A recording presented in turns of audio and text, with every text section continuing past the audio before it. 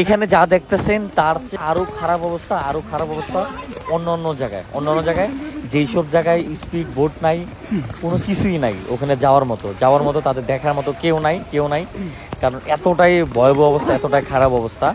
সেখানে এই পর্যন্ত যারাই চেষ্টা করছে যাওয়ার জন্য সেখানে যেতে পারেনি, কারণ এখানে সবচেয়ে বড় সমস্যাটা সেটা হচ্ছে বোট, একটা স্পিড বোট, একটা ট্রলার, এগুলো কোনো কিছুই নেই, যার কারণে কিন্তু বাচ্চা থেকে শুরু করে বয়স্ক কাউকে কিন্তু উদ্ধার করা যাচ্ছে না ওখান থেকে।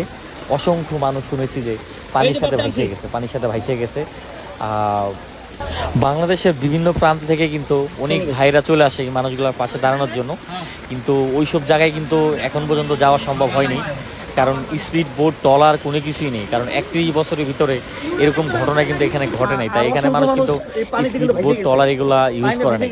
আর আরেকটা বিষয় হচ্ছে যে এই মানুষগুলা কিন্তু 12 ঘন্টা 14 ঘন্টা পানিতে ছিল, এক কাপড় বের হয়েছে। তা ঢাকা থেকে যারা আসবেন ভাই, অবশ্যই আপনারা শাড়ি কাপড় নিয়ে আসবেন, অবশ্যই তাদের জন্য লুঙ্গি গামছা নিয়ে আসবেন, অবশ্যই শীতের একটু কাপড় নিয়ে আসবেন, কারণ মানে শীতে কাতর হয়ে এই মানুষগুলা কাঁপাকাঁপি করে, কারণ এক কাপড়ে কিন্তু আইছে, এক কাপড়ে আপনার বের হয়েছে ঘর থেকে, কোনো কিছুই কিন্তু সাথে করে আনতে পারে নাই, যে কারণে কিন্তু এই মানুষগুলা কিন্তু মানে বিভিন্ন অসুস্থ হয়ে যেতেছে, বিশেষ করে মানে পানির যে চুলকানি থেকে শুরু করে আরও নানান রোগ কিন্তু এই মুহূর্তে দেখা যেতেছে।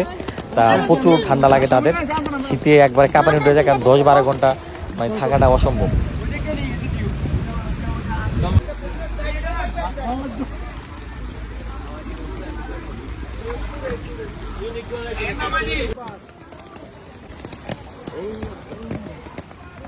সামনে